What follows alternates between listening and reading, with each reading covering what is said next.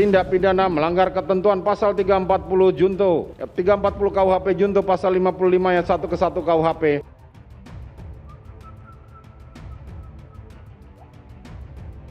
Pasal 33 Undang-Undang Nomor 19 Tahun 2016 tentang perubahan atas Undang-Undang Nomor 11 Tahun 2008 tentang informasi dan transaksi elektronik Junto pasal 55 ayat 1 ke 1 KUHP.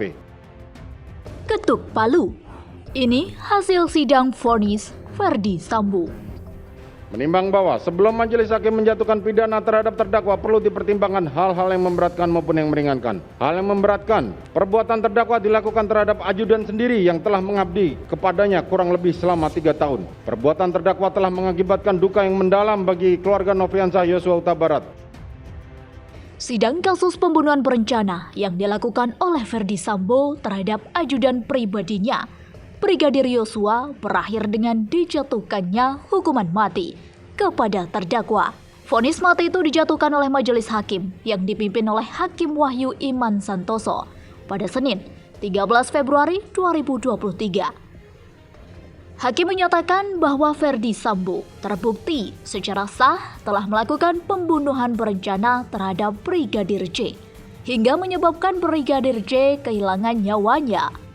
Hal ini sesuai dengan dakwaan pasal 340 Junto pasal 55 ayat 1 ke 1 KUHP. Sebelumnya, Ferdi Sambo telah dijatuhi hukuman oleh Jaksa Penuntut Umum JPU dengan hukuman penjara seumur hidup.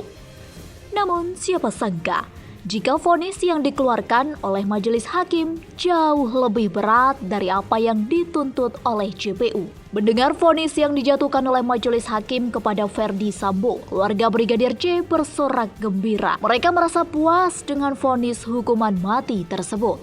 Melalui kuasa hukum mereka, Nelson Simanjuta, keluarga Brigadir J mengucapkan terima kasih kepada hakim yang telah berani menjatuhkan vonis lebih tinggi daripada tuntutan JPU Kejaksaan Negeri Kejari, Jakarta Selatan. Lebih lanjut, Nelson juga memuji tindakan Hakim Wahyu yang sudah mau menuruti hati nurani sehingga berani mengungkap kebenaran dan menegakkan keadilan. Selama sidang putusan itu berlangsung, terutama saat pembacaan vonis terhadap Ferdi Sambo, tatapan Ibunda Brigadir J kepada mantan Kadif Propam itu berhasil mencuri perhatian. Tatapan mata yang begitu tajam dan penuh amarah menunjukkan bahwa ia ingin hakim menjatuhkan hukuman yang setimpal atas perbuatannya. Kapan Ferdi Sambo akan menjalani eksekusi? Setelah vonis hukuman mati terhadap Ferdi Sambo dijatuhkan, bukan berarti persidangan telah berakhir. Ferdi Sambo masih memiliki kesempatan untuk melakukan upaya melawan putusan hakim tersebut melalui banding dan kasasi selama 7 hari setelah putusan dikeluarkan. Meskipun vonis majelis hakim telah diberikan, mantan Kadif Propam masih bisa mengajukan banding ke pengadilan negeri.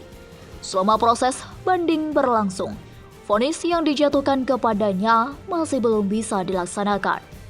Adapun alasan kenapa Ferdi Sambo dijatuhkan hukuman maksimal adalah karena terdapat 7 poin yang memberatkannya.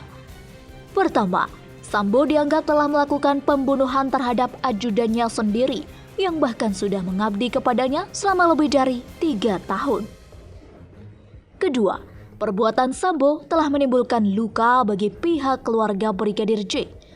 Ketiga, perbuatannya juga menyebabkan timbulnya kegaduhan di tengah masyarakat. Keempat, perbuatan yang dilakukan Ferdi Sambo dianggap tidak pantas mengingat kedudukan Sambo sebagai aparat penegak hukum. Terakhir, perbuatannya mantan Kadif Propam Polri itu telah menyebabkan institusi tempatnya bernaung menjadi tercoreng di mata Indonesia dan dunia.